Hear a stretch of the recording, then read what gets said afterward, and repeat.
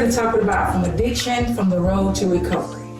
And we will be speaking with them on everyday life about how did she work on becoming sober and what did she do. Okay, first question is, when did you actually start using drugs? I was introduced to drugs at the age of 12. That's a long time. So, did you know her then when she was 12? Yeah, but I didn't know about the situation. I seen her off and on because I knew her. Okay, so tell me a little bit about the drugs that you were using. I was introduced to cocaine at the age of 12. It didn't start off as, I guess, a really bad addiction. Mm-hmm. It was more of a party drug, which at 12 years old, you don't really understand what you're getting yourself into. Yeah, that's true. You think you're just fitting in or whatever the case may be. So I really didn't have an understanding of what I was actually getting myself into at that time. So was it brought to you by an adult, friends, peer pressure, school, A cousin. family? Cousin. Mm-hmm. And then, oh wow. How did your parents feel about it? They didn't know. So as you were doing drugs, like what did you do? You're 12, so you couldn't work. So how did you get it? That's a deep one.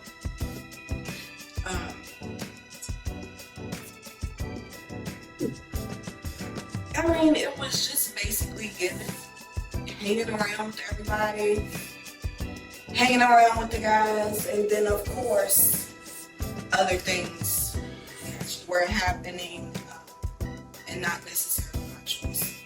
And so like cocaine was the only drug that you... At that time, well, I had experienced marijuana, but marijuana wasn't an issue. It was, if I do, I do. If I don't, I don't. It wasn't I had to have it. Which at that time, cocaine wasn't a need at that time. Later on through the years, I believe I was about 25, I was introduced to PCP.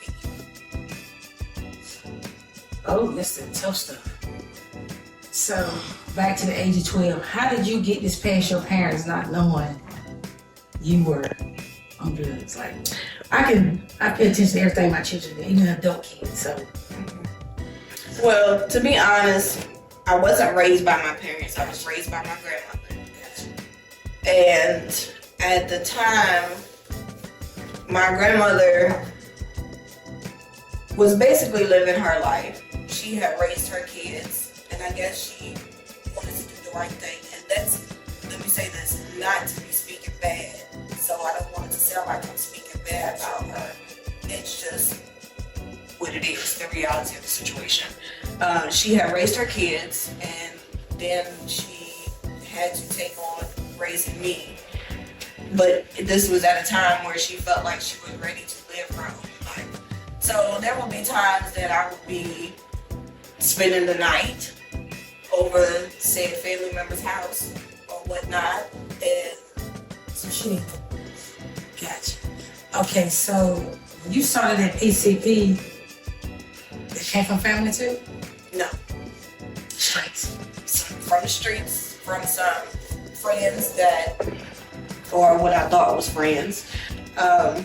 Crazy thing is, somewhere sick in my mind, I thought that was going to be better than doing cocaine. I thought that if I did that, I wouldn't do as much, and I wouldn't do it as often, and it just didn't work that way.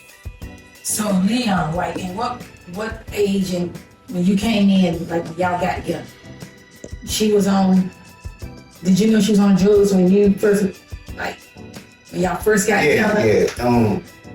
As she got older, I heard the stories. I know this of her. So, Yeah. growing up. Yeah. But I was back and forth, in and out of prison, and back and forth. But at times, you would hear certain stories.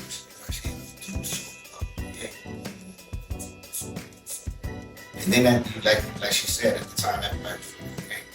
So it's like almost a common drug. social. But the things that happen behind those doors, only certain crowds talk about it. And it may leak out. So I started to hear about this thing that was this. You know what I'm saying? And then I ain't seen her for a minute, and then when I saw her, she was going done. You know what I'm saying? So she basically was doing it, but she was still maintaining it like she was supposed to. From my view at the time. Gotcha. You know? Okay, so trying to ask this: did you do it? You just Yeah, I have my experiences doing drugs too. I'm a recovering addict too. okay. So I went through my spell at times. See, I grew up around drugs in New York. What and age stuff like did you that. start? I started doing drugs at 16. So it was a little different when I was living in New York. It was like this game, weed. It was just a social drink. It was just something to do. Yeah. But I was more or less making money off the drugs. Okay, You know what I'm saying? so Yeah, I and then I went through a spell when my mother had passed away. You know what I'm saying? I went through the Great Depression. And I started doing drugs, harder drugs. But, you know what I'm saying? I ran away. I was somewhere where nobody knew I was at. And I went through my experiences. I went to my lowest point to get back to where I needed to be. So then, at the time when I was incarcerated and I reached out and we started communicating, and I understood what she was going through. I really understood what she was going through. So I just felt somewhere in my heart, I had to be the one to help her when I get out. and to see y'all, if y'all see as much as I see them, they're together, but they're like best friends. When you see her, you see him. When you see him, you see her. They're always together. It's just like their relationship is everything. I love y'all relationship. Like I love y'all relationship. Like when I Go ahead. when I came home and then I actually saw certain things more or less than what I was hearing, it hit me. It hit me hard. You know what I'm saying? So every plan that I had when I came home from prison, it's just like, How did you get it back on track to your plan that you had? so God had a bigger plan. God had this plan. So the other plan that I had, it would have came about, but I think God put me in our life, and this was the plan He had. And then we wound up here. So this is the plan. So did y'all go through? Okay, so y'all went through. You have kids together? You having kids when you was on drugs? I did.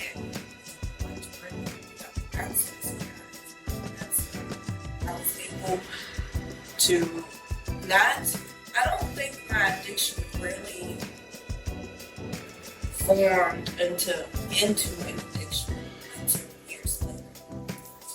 When addiction to me is when it's uncontrollable and when you have a need. I didn't always have a need, even though I did it for many years. My youngest child was 14, and probably after him, and I would say more so in the last 5 years is when it became the absolute worst. So going back to what he said, when his mom passed, that's when he really got bad. So they covered like that was like mentally. So that was like the drug was like your safe place. They had you not think about your mom and stuff like that. Yeah, it was like I was doing cocaine, Mm-hmm. and then when that happened, I went through a depression that I never experienced. I really had anxiety for a long time, and so much stuff was happening all at one time. So she died, and it was the weight of taking care of everything. And then my brother wasn't here, and he was like closer to her than I was when I left home. So it was just a lot. So, and I was already doing cocaine, so then cocaine turned into crack. You know what I'm saying? So the biggest thing that people said, no, not you, because you was the, but addiction is addiction, and drugs is drug. Nobody's safe. You know what I'm saying? So that's why I said a lot of life is what you accept. You have a plan, maybe this, if you accept this and that can control you, it's just going to change you. So when I went through that, and while I was doing that, and I was staying in Ohio, while I was doing that, I knew. There's certain people who say, man, this is on the thing. This, you get out. I was like, this is just my test. This is just my trial. You know, I have to do this. I said, I'm not gonna be here like this. I knew in my head, in my heart, that it wasn't me. But I think the guilt of me not being here for my mother in her last days, I felt like I had to punish. So I allowed myself to punish myself. So when you see people out there that's uncontrollable and they punishing themselves, they don't understand that they are, then you got other people's catering to that and taking advantage of that. Yeah, I had to punish you. So, when did you realize, okay, well, I'm talking about y'all. When did y'all realize that this ain't it? This ain't what I want to stop? I love not to tell this part of the story. I was sitting on the side of my bed one day, and I can't tell you what day, what time, I can't tell you anything else because I was out of my mind. And I was sitting on the side of the bed, and it was like God allowed me to have this outer body experience. So I was sitting there, but it's like I was looking at myself. I saw myself sitting there, and I saw everything around me, and everything was just complete chaos and dysfunction. And I was like, this is not it. But, and I knew it was enough for me because I was like, everything is chaotic and dysfunctional, but when I step out the house, you don't see that. When I step outside, the outside didn't see it. They saw this. But on the inside was a mess. And I just had enough. I was like, I can't do it. So basically from the age of 25 till, like, how long have you been sober now? I have been sober 17 months. Oh, you fresh sober. Mm-hmm. Wow. Yep. Living every minute. Every minute of it. Every minute. Because to look at you, you wouldn't think that you went through it. Until you did that live, and I was on your live paying attention, and you said, I was like, wait a minute. Mm-hmm. This don't look like her. She? Yep. I guess you never know. Never know. To look at him, you wouldn't think. That's why I was hesitant to ask him. Because I can't tell. I can't tell. So how long you been sober? I've been sober since. I've been sober since 2003. Wow. So you. I came home in 2003, and then I kind of went back, but I wound up catching something. 2005, something 5-ish or something like that. Mm-hmm. You know what I'm saying? And then I had to do time again for something else. And then I think me going and doing first time I went in and I got incarcerated, I think that was the thing that did it to me. Yeah, the older person told me, he said, change what you think, change what you think. And I dedicated myself using that time to rebuild myself. That's why I started studying my history, so I could find some kind of foundation or find some kind of notion of. So I started this recreating myself. So yeah, I've been sold that point. So when that's why when I was talking to her after that, that's just our story. And little she didn't know that I was coming home to try to help fix things. I was dedicated to that. So I got to see a lot of things that I think and it hurt. It only just made me want to stay there and fend off and fight off the devils, you know what I'm saying? Mm-hmm. So when it came time, she made it, oh my God, it was amazing. You got to do this, you got to do this, and so that I was helping her pace it. You know what I'm saying? Because you don't want to just make somebody stop. That's not good. When I saw that she saw that it was time, I said, okay, okay. So we got ourselves together. I drove her to the rehab. And while she was in rehab, I took care of the house and everything else. And when she said, I come home and start I'll let her tell us.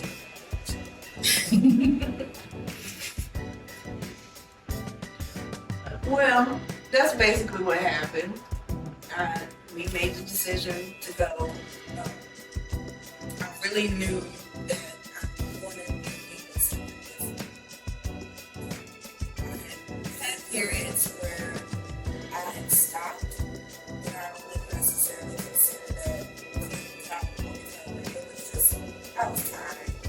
I'll leave it alone. Yeah, enumerate that right there. So when I made the decision to go to treatment, I knew that if I didn't, I felt like I probably wasn't going to make it. And that was scary. That was scary. And so I went and did my little treatment. And then I came home.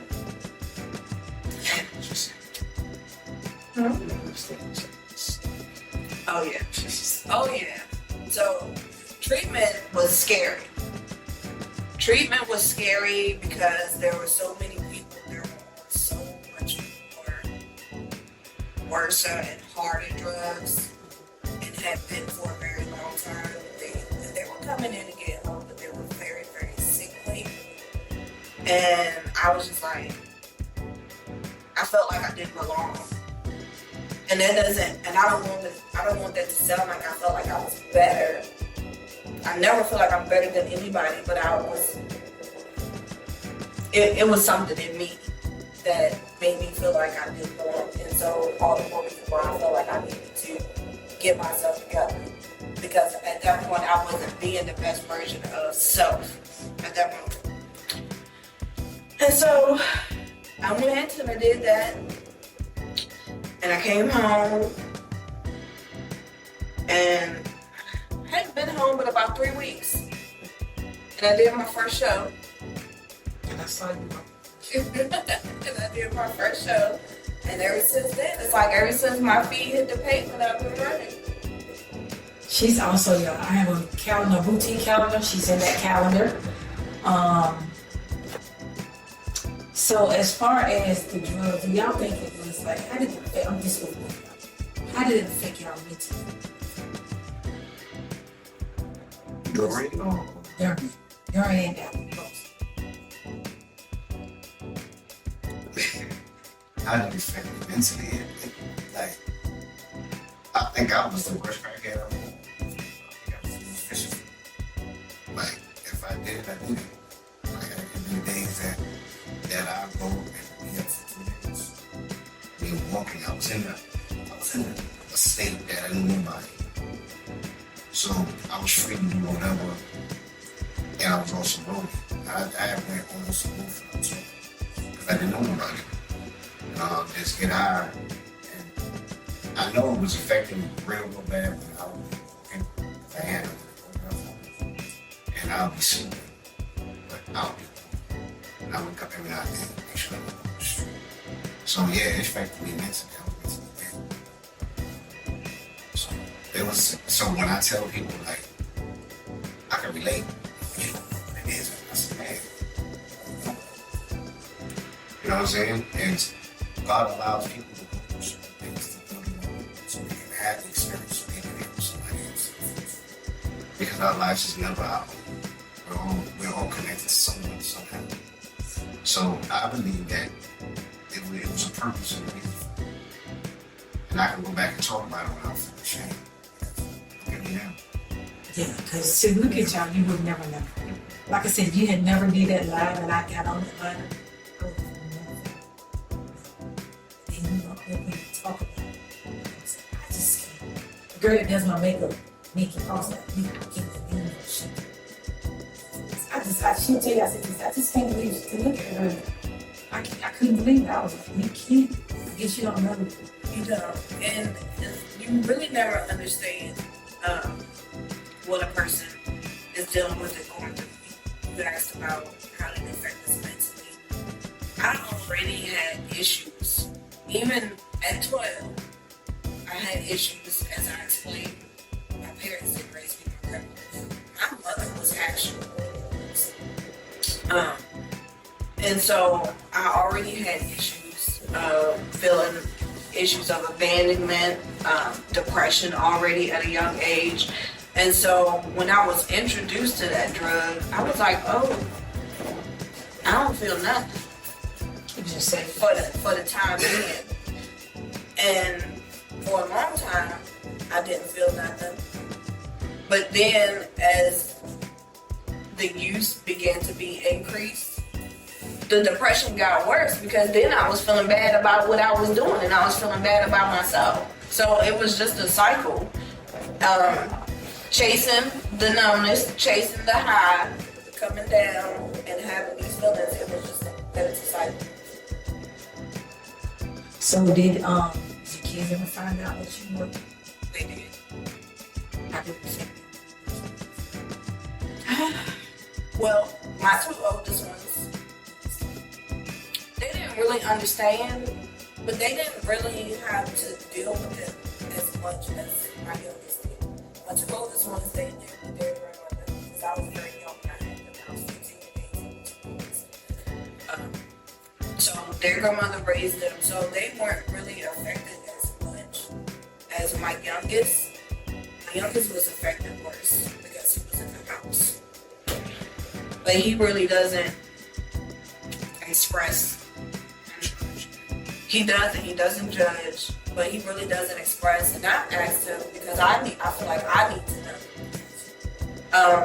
But he says that he's not ready to talk about it because it breaks my teeth. So it's kind of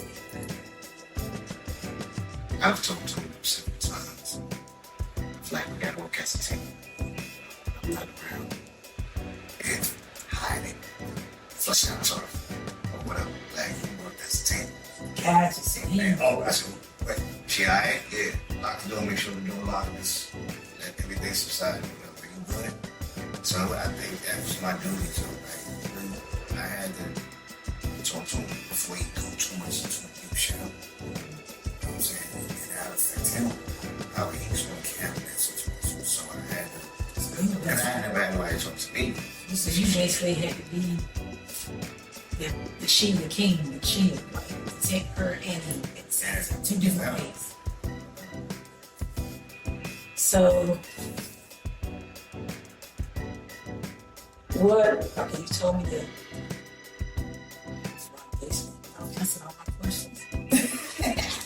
So, as this journey now is going day by day, because I've always heard that even though you're a recovering addict, you have to stay. How do you go day by day without fighting temptations? Because I know it's out there. Sure. I like to go first so she just kill me. But me, like, you gotta be careful because that's why I never agree with what's happening. The meeting's like, hey, you gonna tell me I'm still an addict, man. You know what I mean? But I think I had to understand because us, the overstand, us as human beings, we have addictive characteristics. We just addicted to different things. You know what I'm saying? So once you expose yourself of addiction to something that's strong and holds you, it's almost like some people got strong addictive characteristics. And sometimes the drug may heighten it. So you have to be careful because if you get off one thing, just like she said, she was doing the problem and she did the other thing to try to manage the problem. But it just made it worse. So sometimes your characteristics roll over to something else. You know what I'm saying? So I think me my addiction was trying to help her and trying to make her shine for real. Like I'm the greatest woman. Ain't nobody can tell me nothing about what she did. I mean, see what she did, what she's doing. So I think that's how I do it. But as far as the other drugs, it's almost like I never did it. It's like God took it away. And God can do that. And that's you have to have a balance of spirituality. So. He just stole my point. See, I told you. So, what gets me through this, first of all, I am a believer. And I told this when I hit my year mark in January, I was able to share this story and it just feels so good. Like, I was expressing how after being in church all my life and hearing of people testifying of how God delivered them, mostly from how God delivered them and how God took the taste out of their mouth. And I used to sit there and I used to be like, God, what are you doing for me? But it wasn't until I really wanted it in my heart that I was able to really receive that full total deliverance. because I have no desire. I don't have no cravings. I don't have no urges.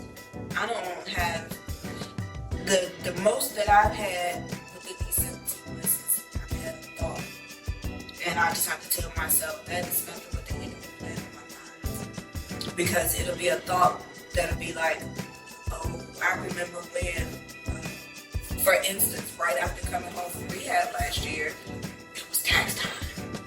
Oh. And I had the worst anxiety because I was like, oh God, I don't know what, I had this much money and I used to. And I was just like, you know what? Nope. I can't do it. I had to refocus, and I had to say, look, this is what I need to do. This is what needs to be done. This is what I need to take. I had to mark off my to-do list as I was doing things. But I also had to shift. I had to shift my mind because I had to refocus to what needed to be done versus what I used to do. But yeah, I don't have any. I'm so excited about it. I'm so excited about that. That's what she went for win with the mob. She knows. I said, yeah, can I get $5? She said, I have to get the dress. Yeah. Well, this like, okay, so when you went to facility, you still seek help or you just do it on your own? Every day. On my own. I did join just recently a coalition we have in Richmond. It's called Super Virginia Addiction Resource Recovery Coalition. And I deal with them and I help them with different events in the community with bringing more awareness about recovery. Because you hear a lot of talk about addiction, but you don't really see anything for recovery, which is how Spring into Recovery came about. Because we wanted to do something geared towards recovery to celebrate. You know, if you celebrate people, then they'll want to keep going. And that's, again, that has to do with addiction as well, because when you do drugs, they talk about the dopamines and the endorphins and how it makes you feel. It's the same thing. You need to get that same feeling, but from a different aspect, if that makes sense. I was chasing that first high. Yeah, I see. Yeah, that's what I had to learn too, because when I was dealing with addiction, I wanted to know why it's addiction. And sometimes I would have dreams that I'm getting high, or I wake up craving. This is crazy. So that's when I wanted to get back to. That's when I realized what they said. What's that? So, you know what I'm saying? Because I wasn't even thinking about it. I just dreamed about it. I don't know if that was shit. But I wake up and I can smell it. You know what I'm saying? Or I get that knot in my throat. Like, it's, you know, it's just like crazy. Because, and how they break it down, like the drugs. Like every time we do something or we work and we achieve something and we're pleased with it, that's your body release endorphins. It's called pleasure endorphins. Nobody, a lot of people don't know that. And when they get their check, it's releasing it, but it releases it in spurts. That's why you feel good. When you're ready to go out, that's why I feel good. I'm going out here because that's what I feel. It releases it. But when you do the drug, that little release, it floods the gate open. And the chemicals come out. So that's why when you come down, now you're chasing that pleasure. Okay. So that's what happens. So when you redirect what you're doing for pleasure, like helping other people who's doing this, that's why you gotta sometimes stay busy. It goes back to normal. It releases the pleasure chemicals. So that's why when she was walking and going this place and that place, I was like, we need to bring something to this round. We need to do something that's like you, and she can tell your story and then spearhead something that's good for the city. So that's what the case is. Just when we talk about it. I was taking notes all the time, like how to do it, but not to do it. And I was just watching her do her thing. You know what I'm saying? So I said, let's do it. And we did it in 3 months. That's good. And we did it big. I know the next year gonna be better. I know it is. So this is going back to, of course, it's something that you said.